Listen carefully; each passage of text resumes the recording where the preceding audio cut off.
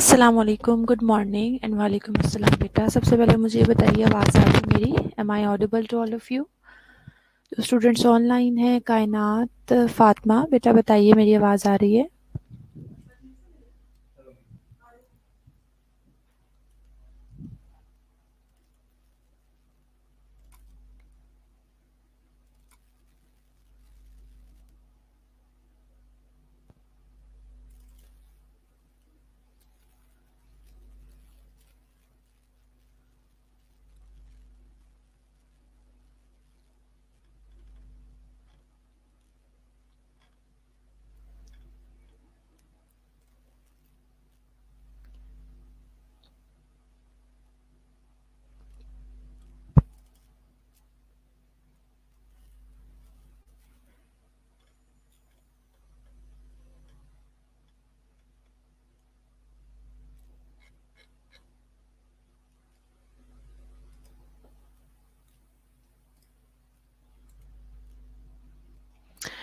Okay, thank you कायनात।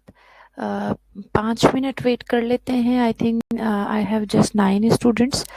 सो जल्दी जल्दी से मैसेज भी कर दीजिए बाकी स्टूडेंट को कि वो ज्वाइन कर लें। हम मैक्सिमम में 5 मिनट्स वेट करूँगी, देन वी विल स्टार्ट। ठीक है बेटा जी?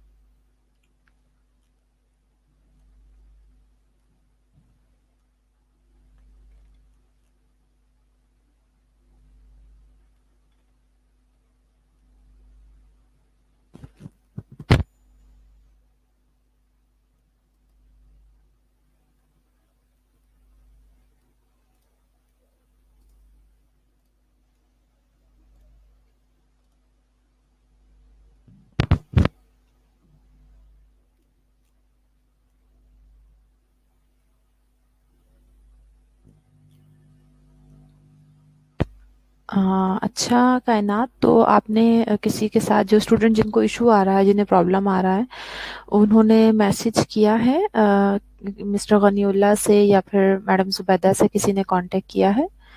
उन्हें ये इशू बताएं ताकि लॉगिन का प्रॉब्लम सॉल्व हो। 2 आवर्स का लेक्चर है हमारा, तो ऑब्वियसली फिर इस तरह से उनका मिस हो जाएगा ना। तो स्टूडेंट्स को मैसेज दें कि उनके साथ कम्युनिकेट करें। प्रॉब्लम सॉल्व हो जाता है तो बहुत अच्छी बात है, अदरवाइज फिर हम स्टार्ट करते हैं।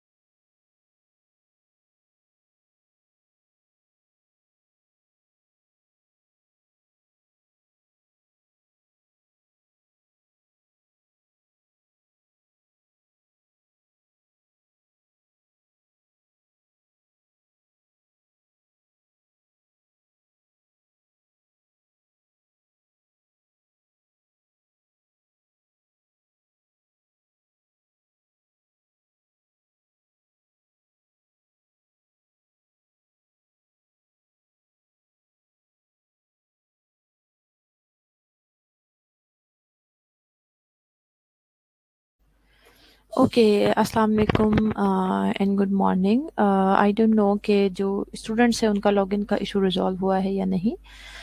हम स्टार्ट कर लेते हैं। अनफॉर्चुनेटली टीचिंग लर्निंग के जो है वो हमारे टॉप जो जब से कोर्स असाइन हुआ है, टॉपिक्स और जो भी हैं चीज़ें बहुत कम हम कवर कर सके हैं अभी। बहरहाल हम टीचिंग लर्निंग का जो एक टॉपिक है, एक तो हम जनरल राइटिंग को कंप्लीट कर चुके हैं। आपको मैंने जो हमारी क्लासेस कॉलेज में उसमें भी रिवाइज करवा दिया था। उसके बाद हमने स्टार्ट किया था कॉग्निटिव डेवलपमेंट थ्योरी जीन पियाजे की, वो हमने स्टार्ट किया है और थोड़ा सा ही उसे हमने पढ़ा था, बीच में काफ़ी ज़्यादा गैप आ गया। तो इसलिए आई विल ट्राई कि आज हम इंशाल्लाह इस टॉपिक को जो है वो कंप्लीट कवर कर लें। थोड़ा सा जितना हम कंप्लीट कर चुके हैं, पढ़ चुके हैं, कवर कर चुके हैं इस टॉपिक को, उसका गो थ्रू कर दूंगी, उसका थोड़ा सा आपको समराइज़ कर दूंगी, रिवाइज़ कर दूंगी ताकि आपको सारी चीज़ें याद आ जाएँ। फिर हम जो रिमेनिंग पार्ट है उसे पढ़ेंगे। जीन पियाजे ने basically as we are studying teaching and learning, so obviously teaching and learning के लिए जो टीचिंग से रिलेटेड कुछ थ्योरीज हैं जो प्रेजेंट की हैं हमारे डिफरेंट थ्योरिस्ट ने, उन्हें हमें पढ़ना बहुत ज़रूरी है। जैसे जीन पियाजे हैं, जीन पियाजे he is a biologist and psychologist. उन्होंने बेसिकली चिल्ड्रन को ऑब्जर्व किया, उन्होंने देखा कि वो किस तरह से अपनी जो उनके अराउंड वर्ल्ड है उसकी सेंस बनाते हैं, किस तरह से उनके जो है मेंटल कैपेबिलिटीज़ चीज़ों के बारे में वो डेवलप होती है, वो किस किस किस्म की इंफॉर्मेशन है जिसे वो इनकाउंटर करते हैं और न्यू इंफॉर्मेशन को वो लाइक किस तरह से अपनी लाइफ में प्रोग्रेस करते हैं। सो डिफरेंट स्टेजेस थी बेसिकली कॉग्निटिव डेवलपमेंट की। उन्होंने ये बताया कि किस तरह से कॉग्निशन डेवलप होती है, उसके बारे में उन्होंने बात की। प्याजे की थ्योरी के ये डिफरेंसेस हम पढ़ चुके हैं। उसके बाद मैंने आपको कुछ चीज़ें बताई थी। कॉग्निटिव थ्योरी के कुछ बेसिक कंपोनेंट्स थे, जैसे स्कीमास बताए थे कि ये नॉलेज के बिल्डिंग ब्लॉक्स होते हैं, यानी बेसिकली स्कीमास के ऊपर ही बच्चे अपने नॉलेज को डेवलप करते हैं। फिर मैंने आपको बताया था एडेप्टेशन प्रोसेसेस होते हैं जो अनेबल करते हैं हमारे बच्चों को to transition from one stage to another, यानी जो कॉग्निशन की एक स्टेज होती है, सीखने की जो एक स्टेज होती है, या कहना चाहिए कि वो जो भी सेंस बनाते हैं अपना किसी भी चीज़ के बारे में, उसकी एक स्टेज से दूसरी स्टेज में जो ट्रांजिशन होती है, that is called adaptation process, जिसमें इक्विलिब्रियम हो सकता है, असिमिलेशन है और अकोमोडेशन है। उसके बाद हम जाएंगे properly towards the stages of cognitive development, जिसमें 4 स्टेजेस हैं। सबसे पहले तो sensory motor stage, pre operational stage, concrete operational stage and formal operational stage. और इन स्टेजेस के जो है वो एज भी यहाँ पर मेंशन है। प्रोसेस ऑफ इक्विलिब्रेशन, ये हमने आपको पढ़ाया था कि सबसे पहले स्कीमा, यानी एक जो बेसिक नॉलेज का कोई भी कंपोनेंट होता है, बच्चा जो है अपने माइंड में एक स्कीमा को डेवलप करता है, जाहिर है उसके साथ अकोमोडेट करने की कोशिश करता है, या उसमें जो चेंजेस आती हैं, हम आगे अकोमोडेशन असिमिलेशन को पढ़ेंगे, ये पूरा एक साइकिल है। स्कीमा जो पहले ही आपको बता दिया कि किसी भी नॉलेज का, किसी भी चीज़ को अंडरस्टैंड करने का जो बेसिक बिल्डिंग ब्लॉक होता है। जीन पियाजे ने ये बताया था, इस डिस्क्राइब किया था, schema describe both the mental and physical action which are involve in understanding and knowing. Schemas are categories of knowledge that help us to interpret and understand the world. In Piaget's view, a schema includes both a category of knowledge and the process of obtaining the knowledge. यानी basically हम सिर्फ और सिर्फ बच्चे जाहिर है सिर्फ और सिर्फ नॉलेज से तो चीज़ें नहीं सीख रहे होते, हम प्रैक्टिकल भी बहुत सारी चीज़ों को लर्न करते हैं। इसी वजह से जीन पियाजे ने बताया स्कीमा को कि स्कीमा बेसिकली मेंटल और फिजिकल एक्शन दोनों चीज़ें उसके अंदर आ जाती हैं। दोनों चीज़ों को इन्वॉल्व करके बच्चे जो है चीज़ों को अंडरस्टैंड करते हैं। जैसे ये मैंने आपको बार बार हम ये पढ़ चुके हैं, एक कैट की एग्जांपल दी थी कि एक बच्चा जो है, एक जो कैट है, उसके बारे में स्कीमास जो जो उसके हो सकते हैं, यानी मैंने आपको पहले बताया कि नॉलेज के बेसिक बिल्डिंग ब्लॉक्स हैं। सो एक कैट है, अगर तो उसे वो देखेंगे, अच्छा जी उसकी फर है, 4 लेग्स होती हैं, 2 ईयर्स है, 2 आईज है और टेल्स है, ये वो सारे स्कीमास हैं जो उसने अपने माइंड में रख लिए हैं, उसने अंडरस्टैंड कर लिया है उसे कि अच्छा ये फीचर्स होंगे, तो that is called a cat. जिस तरह से बर्ड के बारे में स्कीमा है, एक्चुअल ऑब्जेक्ट तो बेटा बर्ड है ना, लेकिन उसने उसके स्कीमा बच्चे ने क्या बना लिए होंगे कि जी अच्छा बीक होगी, विंग्स होंगे, फीदर होंगे, तो that is called bird. Assimilation बढ़ाया था. Assimilation refers to part of the this is adaptation process initially proposed by Jean Piaget. Through assimilation, we take in new information or experiences and incorporate them into our existing ideas. Basically, assimilation में क्या होता है कि हम नई information या फिर जाहिर है experience से हम सीखते हैं ना. कोई भी new information हमारे पास आती है या फिर कोई भी नया एक्सपीरियंस हम लर्न करते हैं, तो उसे हम अपने एग्जिस्टिंग आइडियाज़ में, जो हमारे माइंड में पहले से किसी भी चीज़ से रिलेटेड स्कीमा मौजूद है, पहले से किसी भी चीज़ से रिलेटेड नॉलेज मौजूद है, उसके साथ हम उसे इनकॉर्पोरेट करना शुरू करते हैं, उसके साथ मिक्स अप करना शुरू करते हैं. The process is somewhat subjective because we tend to modify experience और information to fit in with our pre existing beliefs. ये जो असिमिलेशन है, this is basically somehow this is a subjective thing. क्यों subjective है? Because हम जो पहले से मैंने आपको बताया कि हमारे पास जो नॉलेज होता है, हम कोशिश ये करते हैं कि हमने जो न्यू इन्फॉर्मेशन ली है, नया एक्सपीरियंस लिया है, हम अपने प्री एग्जिस्टिंग बिलीफ के साथ उसे फिट करने की कोशिश करते हैं कि वो दोनों चीज़ें हमारी किसी तरह से एक दूसरे के साथ मैच हो जाए. कुछ और एग्जांपल्स हैं सिमुलेशन की. कॉलेज स्टूडेंट है who is learning how to use a new computer program. So जाहिर है उसको जो कुछ थोड़ा बहुत अपना कंप्यूटर के बारे में नॉलेज होगा, वो यही चाहेगा ना कि मैंने जो नई चीज़ें सीखी हैं, अब बेसिक्स को तो हम भूल के आगे नहीं चल सकते बेटा, तो वो यही चाहेगा कि मैंने जो कंप्यूटर से रिलेटेड जितनी भी चीज़ें नई अगर लर्न की हैं, तो हम अपने कंप्यूटर प्रोग्राम में उसे इनकॉर्पोरेट करें, उसके साथ इंटरप्रेट करूँ मैं उसे. sees a new type of dog that he is never seen before and he immediately point to the animal and says dog. जैसे मैंने आपको भी बर्ड की एग्जांपल दी, कैट की एग्जांपल दी. अगर एक बच्चे ने एक डॉग देखा होगा, जाहिर है उसने उसके कुछ फीचर्स अपने माइंड में रख लिए हैं. अब उस तरह का कोई भी एनिमल उसे नजर आता है जिसमें वो तमाम फीचर्स मौजूद हैं, तो वो सिंपल उसे कहेगा दिस इज अ डॉग, क्योंकि उसके माइंड में जो पहले से मैंने आपको बताया नॉलेज मौजूद थी, इंफॉर्मेशन मौजूद थी. अब उसने नई जो इंफॉर्मेशन गेन की है उसे उसके साथ इनकॉर्पोरेट करने की कोशिश कर रहा है. A chef learning a new cooking technique and a computer programmer learning a new programming language. ये देखें असिमिलेशन की जो एग्जांपल है कि अगर एक बच्चे ने 4 लेग्ड एनिमल देखा पहली मर्तबा अपनी लाइफ में, तो उसने उसे कहा, लाइक उसकी सिस्टर हो सकती है, मदर हो सकती है, जो भी है, उसने उसे कहा कि जी दिस इज अ डॉगी,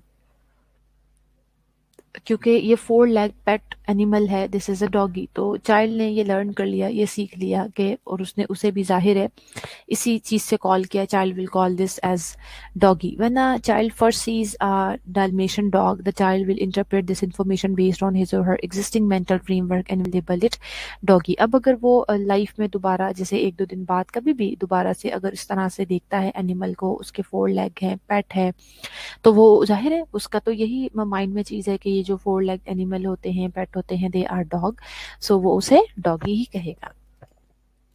उसके बाद बेटा जी नेक्स्ट प्रोसेस आता है अकोमोडेशन का. Another part of adaptation, it involves changing और altering our existing schemas in light of new information, a process known as accommodation.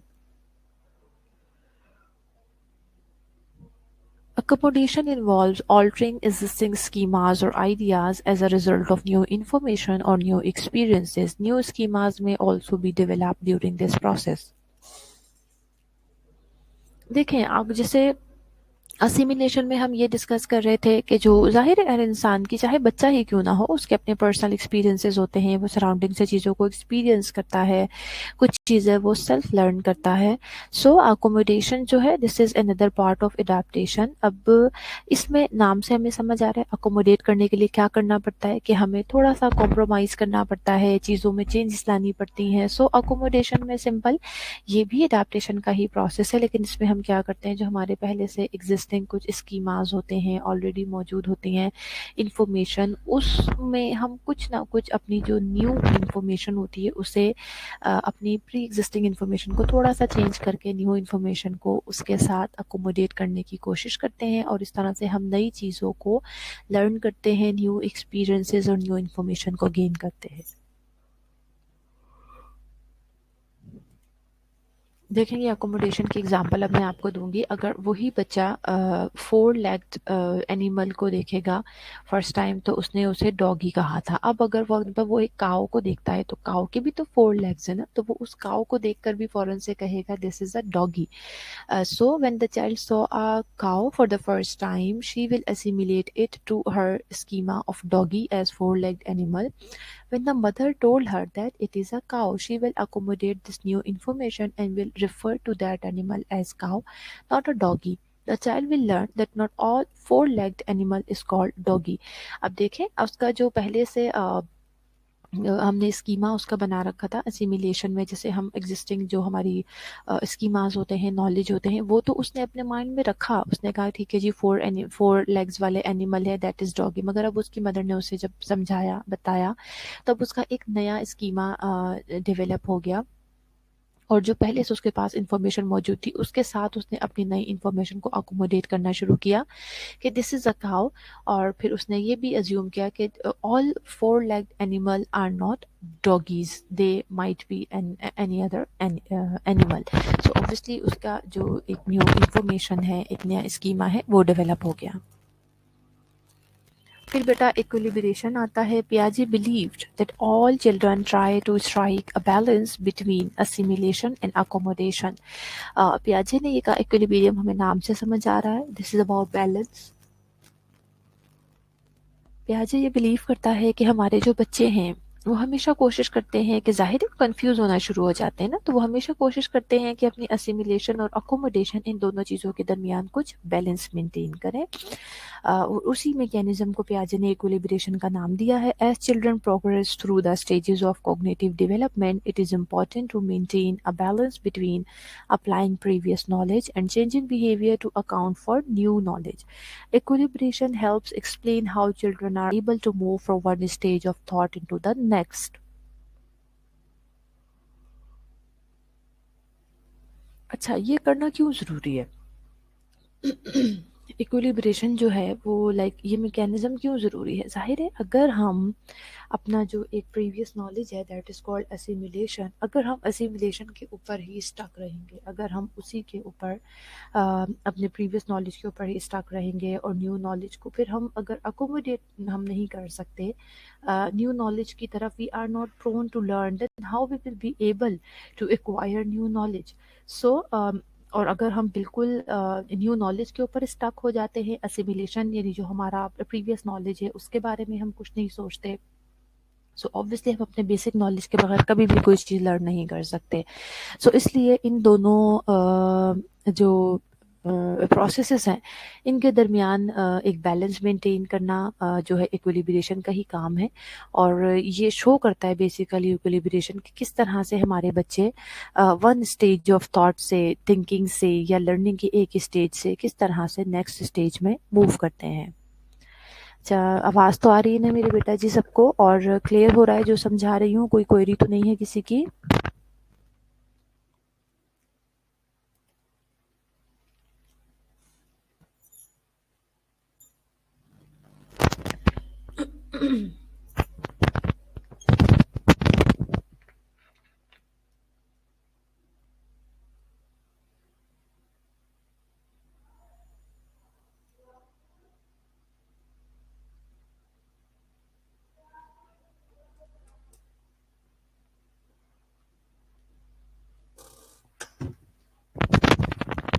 Okay good.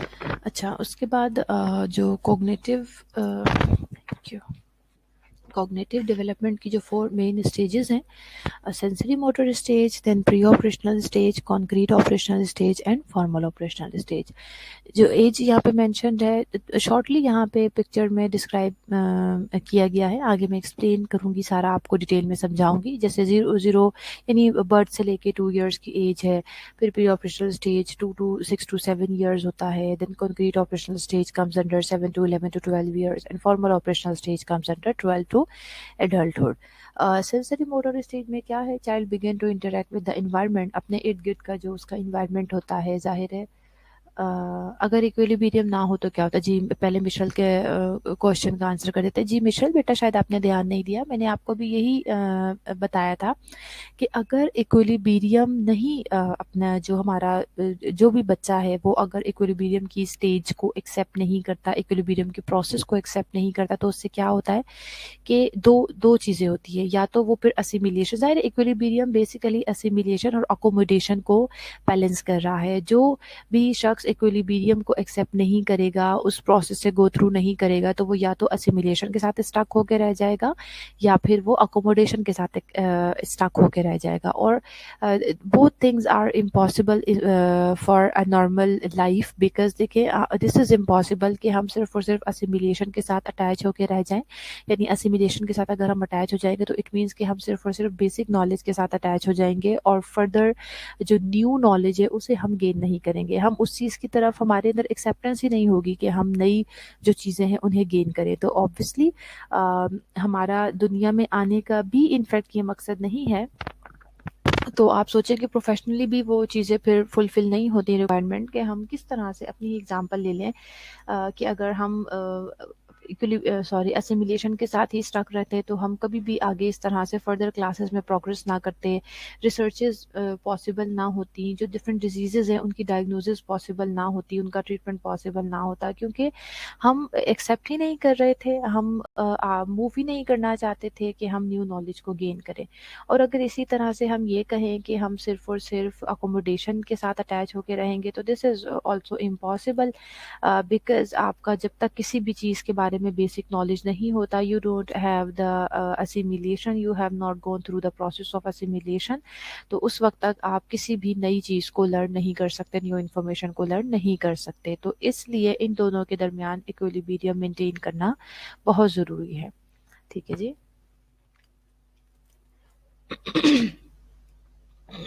Michel clear हो गया। अच्छा, सेंसरी मोटर स्टेज में जो main achievement होती है इस स्टेज के दरमियान, that is object permanence, knowing that an object still exists even if it is hidden. It requires the ability to form a mental representation such as a schema of the object. अच्छा, इस stage में क्या होता है कि बच्चे जो है जो मेन फीचर है इस स्टेज का ये है कि ऑब्जेक्ट परमानेंस, अगर जाहिर है बच्चे के अंदर ऑब्जेक्ट परमानेंस 2 years की एज तक नहीं डेवलप होती है, तो it means there is basically, हम जाहिर है टीचिंग लर्निंग पढ़ रहे हैं, तो बच्चे ने अगर मीन्स इस चीज़ को लर्न नहीं किया तो इट मीन्स के these are although as these are the stages of development, so it means उसकी कॉग्निटिव डेवलपमेंट में कहीं ना कहीं कोई प्रॉब्लम आ रहा है, कॉग्निशन उस तरह से नॉर्मली डेवलप नहीं हो पा रही जिस तरह से और बच्चों की होती है।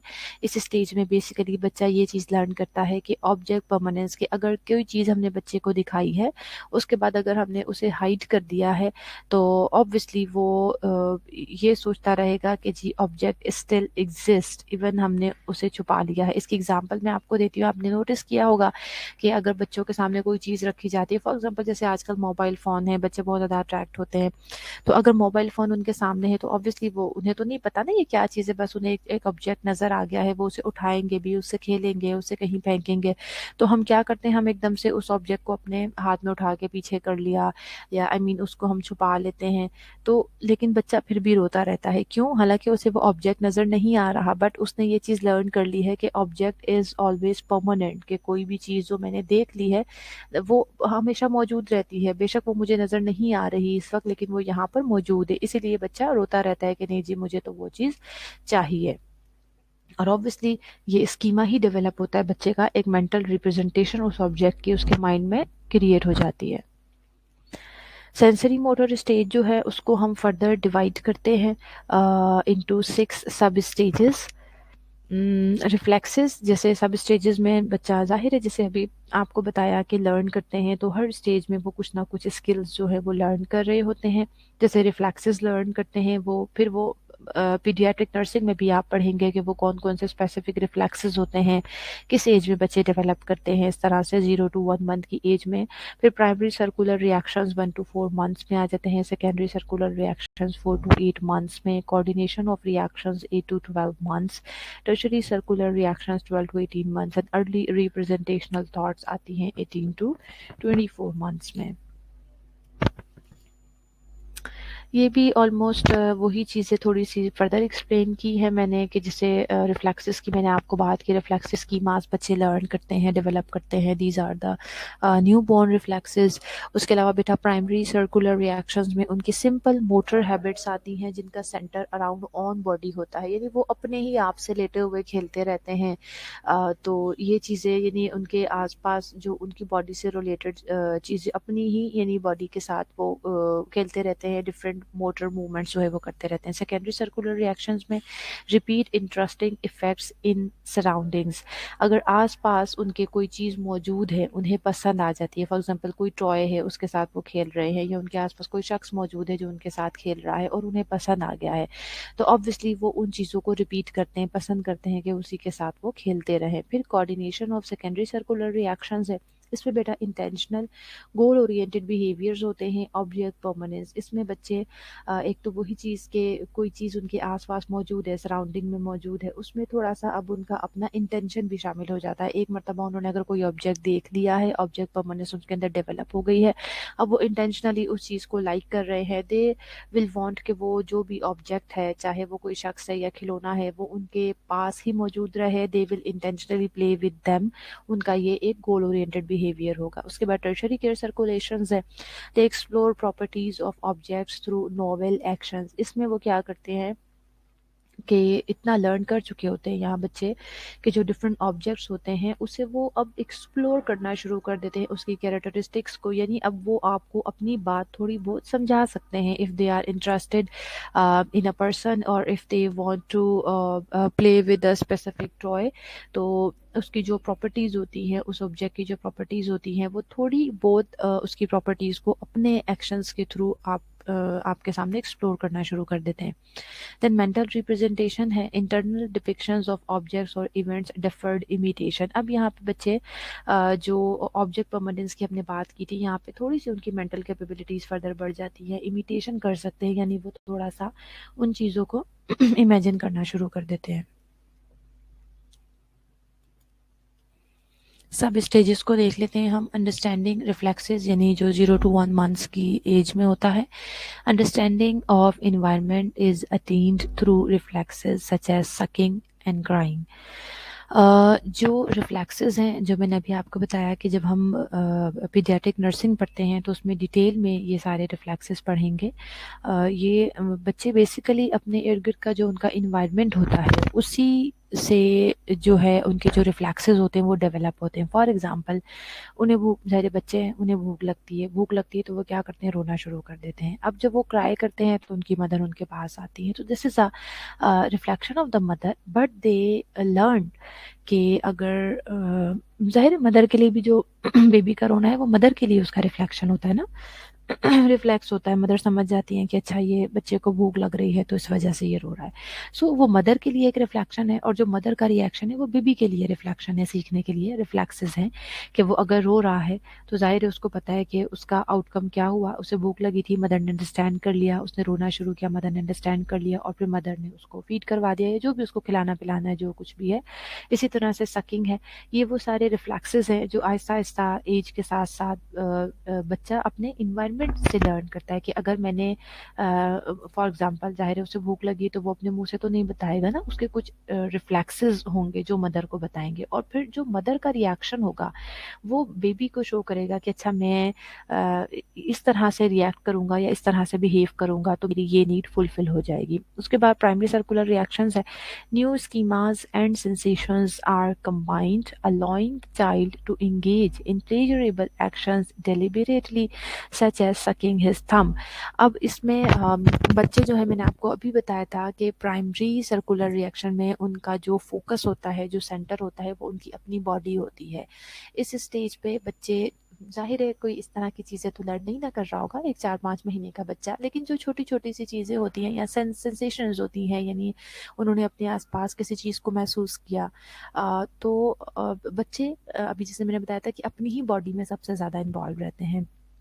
अपने ही बॉडी के साथ खेलते हैं, या जैसे कुछ प्लेजरेबल एक्शंस होते हैं जो उन्हें पसंद आते हैं, उन्हें अच्छे लगते हैं, उसमें वो डेलिबरेटली इंगेज हो जाते हैं। जैसे मैंने यहाँ पे एग्जांपल दी है सकिंग हिज थंब। अब जाहिर है बच्चों को कुछ ना कुछ तो उसमें अब उसमें कोई आई मीन उसमें से कोई जूस तो नहीं ना निकल रहा, लेकिन जाहिर है बच्चों को वो अच्छा लगता है, बस वो अपनी बॉडी से ही प्लेजर गेन कर रहे होते हैं।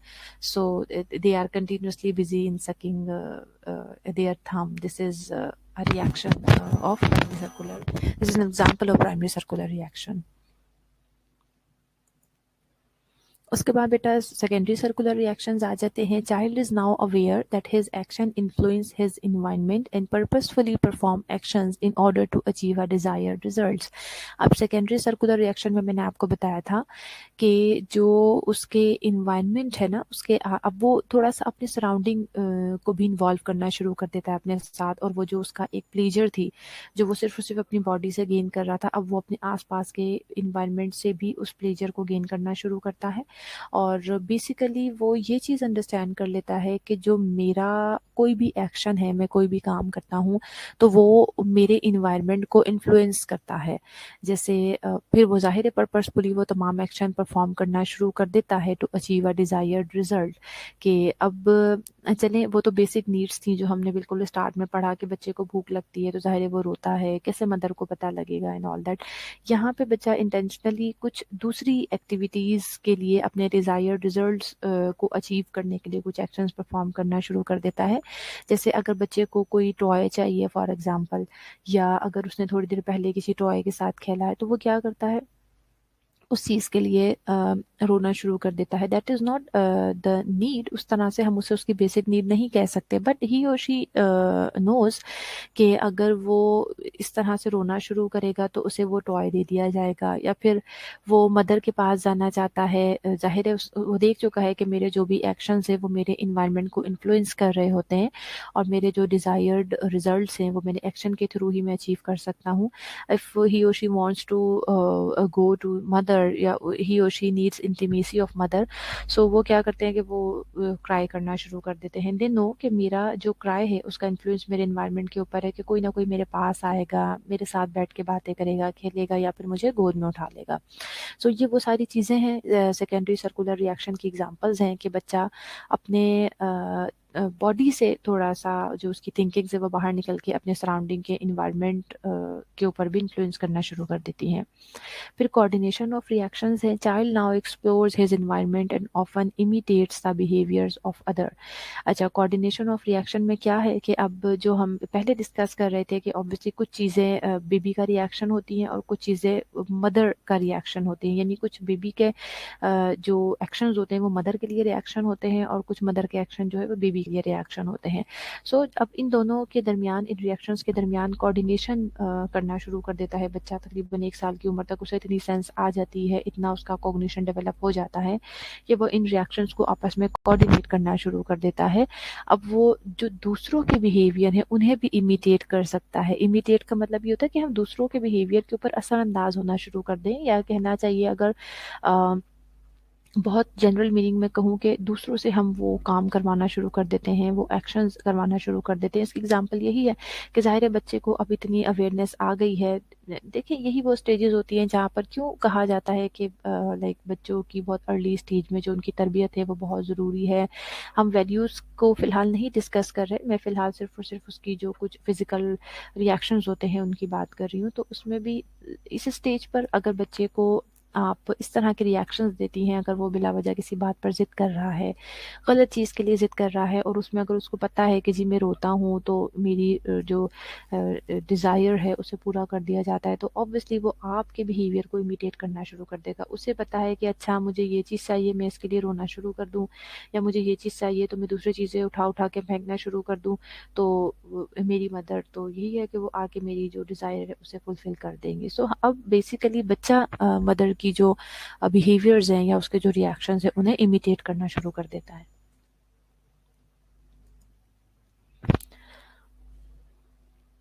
अब आ जाता है tertiary circular reactions. Tertiary circular reactions जो होते हैं इसमें बेसिकली बच्चा एक्सपेरिमेंटेशन स्टार्ट करता है। जो नए बिहेवियर्स हैं उन्हें एक्सप्लोर करने की कोशिश करता है। आपने देखा भी होगा कि जब बच्चे 1 साल के हो जाते हैं, जब सेकेंड ईयर में अपने स्टार्ट होते हैं 1.5 से 2 साल की उम्र के दरमियान, उसमें बच्चे सबसे ज़्यादा कोई भी चीज़ है जैसे टॉय है उसको एक्सप्लोर करने की कोशिश करते हैं। इवन जो बेस्ट एग्जांपल ये होती है कि जैसे घर के एक एक कोने में घुसने की कोशिश करते हैं। ज़रूरी तो नहीं कि वहाँ उनके लिए टॉयज़ मौजूद हैं, उनके लिए खिलौने मौजूद हैं, नहीं। वो यूं ही ड्रॉ में घुस जाएंगे, उनके काम की कोई भी चीज़ वहाँ मौजूद नहीं है, लेकिन क्या they want to explore new things, they want to generate and explore their new behaviours, experiment करना चाहते हैं। वो सारी चीज़ों को निकाल निकाल के फेंकना शुरू कर देंगे और इस तरह, हालांकि उनके लिए वहाँ उनके काम की कोई भी चीज़ मौजूद नहीं है। This is the example of tertiary circular reactions. उसके बाद अर्ली रिप्रेजेंटेशनल थॉट्स, यानी यहाँ पे जो मैंने आपको बताया था कि बेसिकली मेंटल कैपेबिलिटीज़ बच्चों की बढ़ जाती है। 2 years की एज में child begin to recognise and appreciate symbols that represent objects और इवेंट्स। 2 साल की उम्र में बच्चे बहुत ज़्यादा नहीं, लेकिन जो छोटे छोटे हमारे इवेंट्स होते हैं, हमारे ऑब्जेक्ट्स होते हैं, उन्हें वो आइडेंटिफाई करना शुरू कर देते हैं। रिकॉग्नाइज करना, पहचान उनकी स्टार्ट हो जाती है, वो उसे रिकॉग्नाइज करना शुरू कर देते हैं। और जो डिफरेंट सिंबल्स होती हैं उन्हें वो अप्रिशिएट करना शुरू करते हैं। अप्रिशिएट का मतलब सिंपल इस सेंस में नहीं है कि वो किसी को किसी की तारीफ करना शुरू कर देते हैं, इस तरह नहीं। Basically they are able now to recognise कि अगर कोई सिंपल है, जैसे फॉर एग्जांपल हम, एक तरीकाकार होता है सबका, कुछ लोग डाइनिंग टेबल पे बैठ के खाना खाते हैं, कुछ घरों में दस्तरखान ज़मीन पर बिछाते हैं। अच्छा, अगर एक बच्चा उस चीज़ को नोटिस कर रहा होगा कि जी कंटिन्यूअसली काफ़ी दिनों से, ज़ाहिर है वो उसी घर में बड़ा हो रहा है, अब वो हम दोपहर का टाइम है, अगर हमने दस्तरखान बिछाया, उसके ऊपर ला के प्लेटें रखना शुरू कर दी। 6 मंथ के बाद आपको पता है बेबी की हम वीनिंग स्टार्ट कर देते हैं, हमने प्लेट्स वगैरह रखी, खाना रखा, सब घर वाले आके वहाँ बैठ के खाना खाना शुरू करते हैं। बच्चे को भी साथ ज़ाहिर है बिठाते हैं, और कुछ नहीं, उसके हाथ में थोड़ी सी रोटी पकड़ा दी, इस तरह जो भी चीज़ वो बच्चा खाना पसंद करता है हमने उसे दे दी, साथ बिठा के खिलाते हैं। तो ये वो सिंबल्स हैं कि that are related to events. अब उसे ये चीज़ अंडरस्टैंड, अब आप सिंपल अगर दस्तरखान बिछाते हैं और उसके ऊपर प्लेट्स ला के रख देंगे तो बच्चा रिएक्ट करना शुरू कर देता है, खुश होना शुरू कर देता है, दस्तरखान के पास जाके बैठना शुरू कर देता है। ये क्या है? ये वो उसके रिएक्शंस है। अब उसने इस चीज़ को अंडरस्टैंड कर लिया है कि बहुत ज़्यादा नहीं, लेकिन टाइम के बारे में भी उसको थोड़ा बहुत इस लेवल के ऊपर आइडिया हो जाता है कि जी अच्छा, अब ये तकरीबन दोपहर का टाइम हो गया है, तो इस टाइम पे ज़ाहिर है वो एग्जैक्टली तो नहीं जानता कि दिस इज़ अ नून और आफ्टरनून टाइम, 2 साल का बच्चा, लेकिन आप मेरी बात अंडरस्टैंड कर रहे हैं कि वो उसकी जो एक माइंड में इमेज कहना चाहिए कि वो ज़रूर डेवलप हो जाती है कि अच्छा तकरीबन इतना टाइम होता है, इस किस्म का टाइम होता है। अच्छा, अब दस्तरखान लगा दिया है, तो वो खुश होना शुरू हो जाएगा, because he or she know कि अब खाना सर्व किया जाएगा, खाना खाया जाएगा। तो ये वो चीज़ें होती हैं कि हमारे जो छोटे-छोटे इवेंट्स होते हैं, जो which can be represented by symbols, तो उन उनको वो अब इस लेवल के ऊपर आके ऑर्गेनाइज़ करना, सॉरी रिकॉग्नाइज़ करना शुरू कर देता है।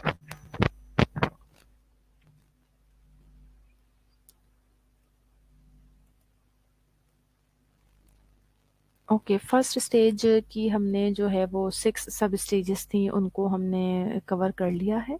अभी 45 मिनट्स हो गए हैं लेक्चर के, अटेंडेंस मार्क कर लेते हैं और फिर जो है आगे हम कंटिन्यू करेंगे। 2 आवर्स की हमारी क्लास है, तो फिलहाल पहले इस आवर की अटेंडेंस मार्क करवा दीजिए तमाम स्टूडेंट्स। और प्लीज़ 15 स्टूडेंट्स मेरे पास शो हो रहे हैं इस वक्त, सब स्टूडेंट्स अपनी अटेंडेंस मार्क करवा दें। रोल नंबर लिखकर सिंपल आपने सेंड करना है और एक मरतबा सेंड कर दीजिएगा, मैं मार्क कर दूंगी, बार बार ना करें प्लीज़। ठीक है जी, अब अटेंडेंस मार्क करवा दें।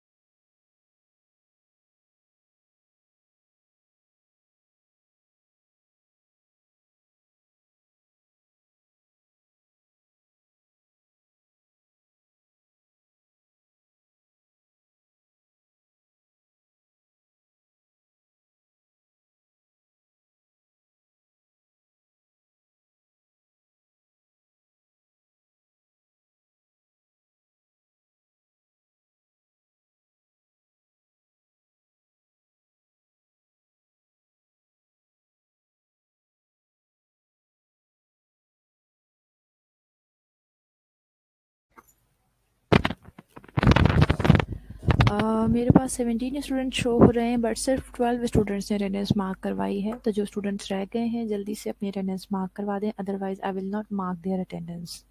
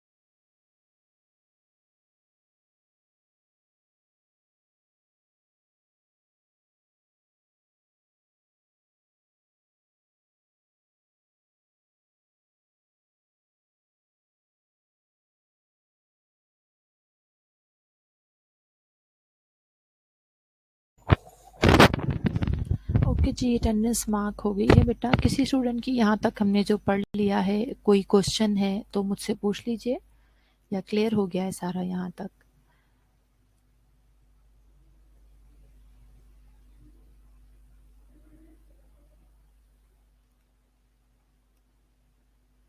कोई क्वेश्चन है बेटा तो पूछ लीजिए।